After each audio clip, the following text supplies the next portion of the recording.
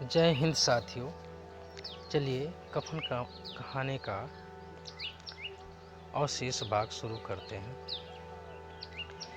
रात भर अच्छे से सोने के बाद जैसे ही माधव की नींद खुली तो सबसे पहले अपनी पत्नी को देखने के लिए गया, लेकिन तब तक उसका शरीर ठंडा हो चुका था। उसके पेट में बच्चे के मरने की वजह से बुधिया की भी मौत हो गई थी। माधव भागते हुए अपने पिता के पास गया और उसे बुधिया का हाल सुनाया। यह बताते हुए माधव जोर जोर से रोने लगा और साथ देते हुए घीसू भी हाय हाय करते हुए अपनी छाती पीटता तो कभी सिर के बाल नोचता। इतना शोर सुनकर आस पड़ोस के लोग दौड़ते हुए आ गए। सबने बुधिया की मौत पर शोक जताया और चले गए। अब माधव और घीसू रोने पर ज़्यादा वक्त बर्बाद नहीं कर सकते थे, क्योंकि उन्हें कफन की और लकड़ी का इंतजाम करना था। घर में तो इतने पैसे थे नहीं कि इन्हें खरीदा जा सके। पूरा घर टटोलने पर भी दोनों को एक पैसा नहीं मिला। थक हार कर दोनों रोते रोते गांव के जमींदार के पास पहुंच गए। जमींदार को दोनों काम चोरी की वजह से बिल्कुल पसंद नहीं थे, लेकिन वो दयावान था। उसने सोचा कि अभी गुस्सा दिखाने का समय नहीं है, इसलिए जल्दी से जेब से 2 रुपया निकालकर उन्हें दे दिया।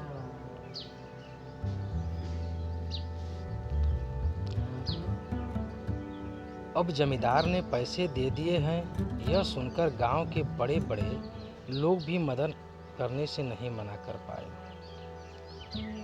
सबने घीसू को कुछ न कुछ दे दिया।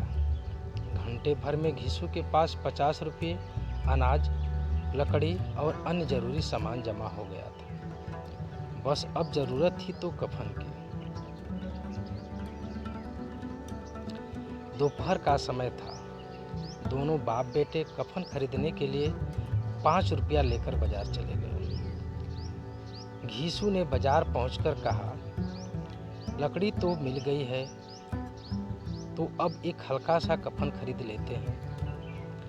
अच्छा खरीदकर भी क्या करेंगे, उसे तो जलना ही है। अब दोनों सस्ता और हल्का सा कफन खरीदने के लिए एक दुकान से दूसरी दुकान जाने लगे, लेकिन उन्हें सस्ता कुछ भी नहीं मिला। तभी माधव ने कहा, कैसा रिवाज है, जिस औरत को जिंदा रहते हुए अच्छे कपड़े पहनने के लिए नहीं मिले, उसे मरने पर नया कफन उठाना होगा। ये 5 रुपये पहले मिलते तो अच्छे से दवाई कर लेते, शायद आज वो जिंदा होती। सूती, रेशम, हर तरह का कफन दोनों बाप बेटे देख चुके थे। दोपहर से शाम हो चुकी थी, लेकिन दोनों को कुछ भाया नहीं। तभी उन्हें पास में ही एक मैं खाना दिखा। दोनों वहां गए और पहले एक बोतल ली, उसके बाद खाने के लिए चटनी, मछली और तमाम चीज़ें मंगाई। दोनों ने आज खुलकर खाया। इतना खाया कि 2 रुपये खत्म हो गए। घीसू बोला, बहू को कफन ओढ़ाते तो क्या होता, जल ही जाता ना।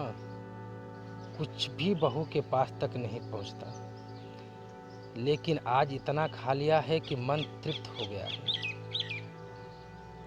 उसे हमारी दुआएं लगेगी। बड़े लोगों के पास खूब पैसा हो तो वो नए नए कफन में फूंकते हैं।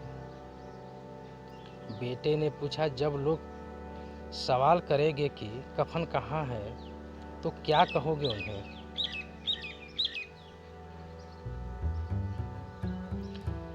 घीसू ने हंसते हुए कहा, उन्हें कहेंगे पैसे कहीं गिर गए और खूब ढूंढने पर भी नहीं मिले।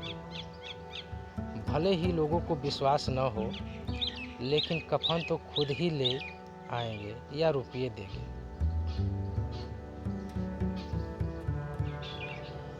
अपने पिता की इस बात पर माधव भी जोर जोर से हंसने लगा और फिर बोला कि बहुत अच्छी थी बुधिया, जाते जाते हमें खूब खिला गई, उसे स्वर्ग में ही जगह मिलेगी।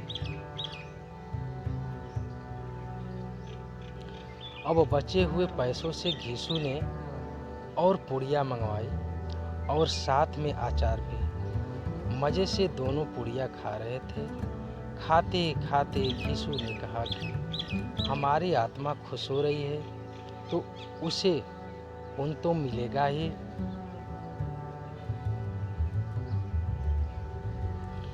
माधव ने भी सिर हिलाते हुए हाँ कहा।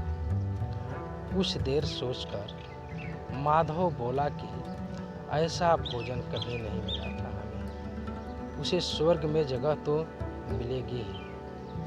आखिर उसी की वजह से हम ये सब खा पा रहे हैं। फिर भी माधव ने कहा कि हम लोग भी एक दिन स्वर्ग जाएंगे। माधव के इस मासूम सवाल का घीसू ने कोई जवाब नहीं दिया और कहा कि चुपचाप से खाना खाओ। वो इस वक्त ऐसी बातें करके अपना आनंद कम नहीं करना चाह रहा था। फिर माधव ने पूछा, अगर बुधिया स्वर्ग में हमसे पूछेगी कि मेरे लिए कफन क्यों नहीं लाए, तो हम क्या जवाब देंगे?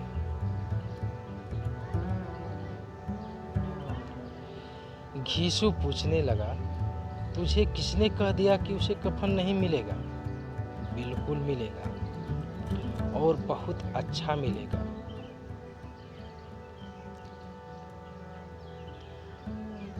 कौन देगा? सारा पैसा तो हम खा गए, नाराज होते हुए माधव ने कहा।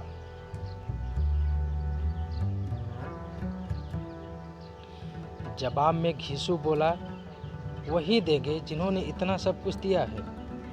बस इस बार पैसा हमारे हाथ नहीं लगेगा, लेकिन कफन जरूर जाएगा।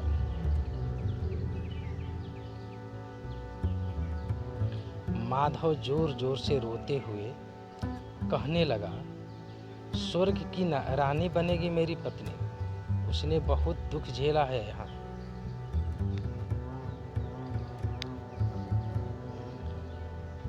पिता ने उसे चुप कराने की कोशिश की और कहा, रो मत, वो दुनिया के दुख से दूर चली गई।